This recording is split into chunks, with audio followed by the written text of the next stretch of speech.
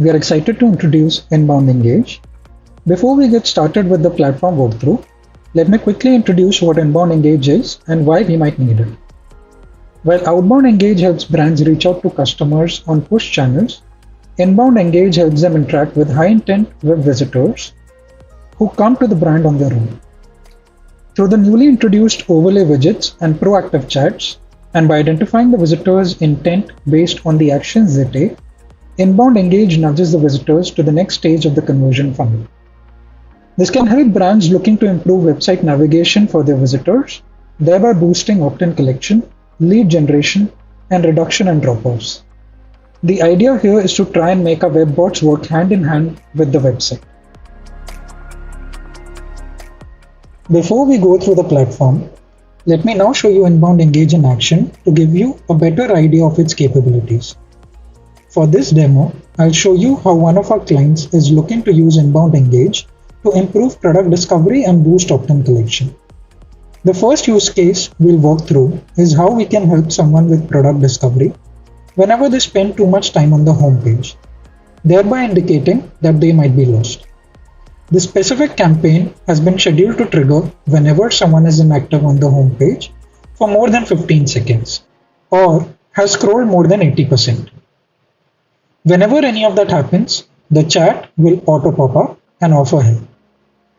Let me scroll and show you how that would happen.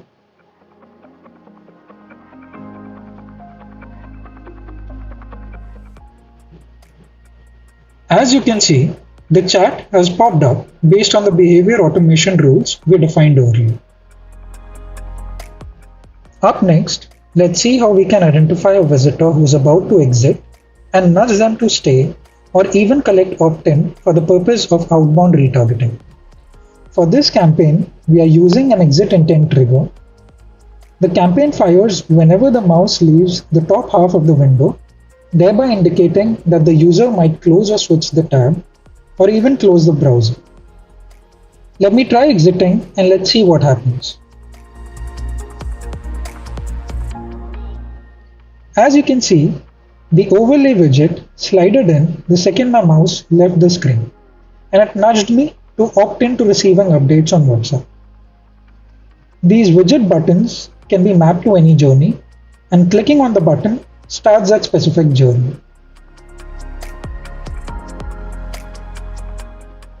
Now let's go through the various steps involved in the creation of an inbound campaign, though I'd highly recommend you go through the head drops to get a better understanding around the same.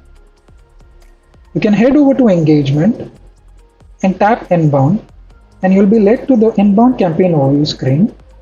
To start creating a new campaign, click on Create Campaign button. Though for the purpose of this demo, I'll walk you through the exit intent campaign we've seen on housing.com website. This is the first step in campaign creation, wherein you set up the campaign name and also select the campaign type, which for our case would be the inbound campaign. Moving on to the next step, this is where we select the widget we want to use for our campaign. We could use the bar overlay widget, which is nothing but a widget that comes on the top of your window. We can use a slide-in widget, which we've already seen in housing.com. It either slides in from left or right, or we could use the chat auto pop-up widget, which does not require any overlay widget, but it's just the chat popping up whenever the trigger rules are met. We'll move over to the next step, and this step is made up of two sub-steps. The first step being wherein we design the look and feel of the widget. We can configure the widget placement. We can set up the entire color scheme of the widget. And we can also configure the header, subheader, and the button text. Moving on to the define step, this is where we define what the button of the widget does. We can select the button type, though for now we have only the journey triggers type. Going forward, we will also be introducing the opt-in button types and the redirection button type. Once you're done selecting the journey trigger button type, you can select which journey needs to be mapped to this button, and clicking on this button will fire up this journey.